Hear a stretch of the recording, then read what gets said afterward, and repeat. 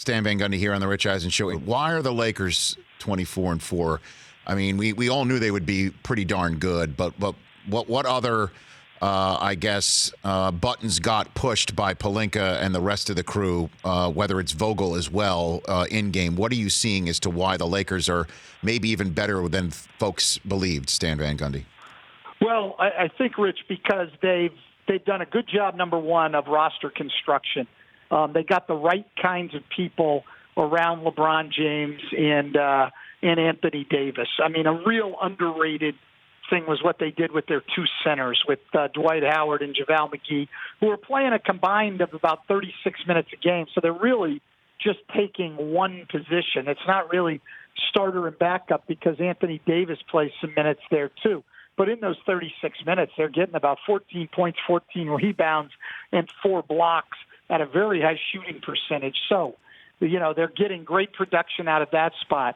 Then they've gone out and put perimeter players around LeBron who are all capable of shooting the three. Danny Green, Kentavious Caldwell-Pope, Troy Daniels, Rajon Rondo, who's shot the ball extremely well, Avery Bradley. But the other part of that is all of those guys except for Troy Daniels are exceptional defenders. So I give them an A on their roster construction.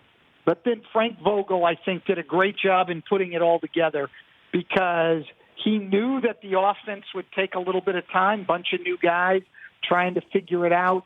So he really went in from day one of the training camp and emphasized defense. And they came out of the gates as an elite defensive team.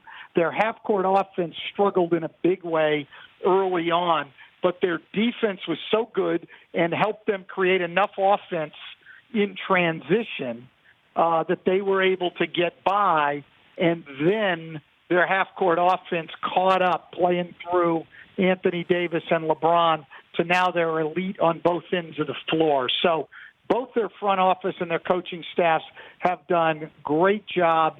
The talent is there. I don't see any reason that this team will experience any significant slippage over the course of the year, other than obviously a major injury to Anthony Davis or LeBron. Stan Van Gundy, Turner Sports, right here on the Rich Eisen Show. You mentioned how Clippers' full strength can give the Lakers more than they can handle potentially. Why do you say that? I think I can figure it out, but I want you to lay it out for me. Well, I think, again, I'm going to give them a little bit of an edge in terms of their half-court offense because they have both of their stars are shot creators, not just shot makers. Paul George can get his own shot. He can get some shots for teammates. Kawhi Leonard obviously can do both, and LeBron can.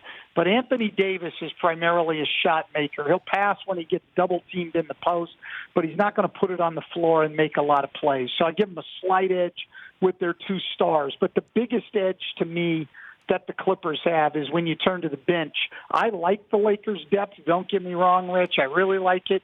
But Lou Williams and Montrezl Harrell, I mean, they're going to have two guys average over 18 points a game coming off their bench, and then they're both in their finishing lineup, so there's a lot of weapons there. At the defensive end, both teams are really good.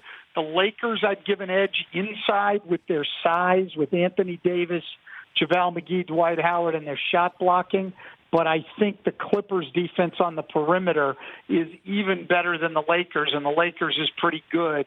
But with Pat Beverly and Kawhi Leonard and Paul George, that's as good a perimeter defensively as we've seen since I came into the league anyway in the mid-'90s. For more of The Rich Eisen Show, tune to Audience Channel 239 on DirecTV for free on BR Live or download the Rich Eisen Show app.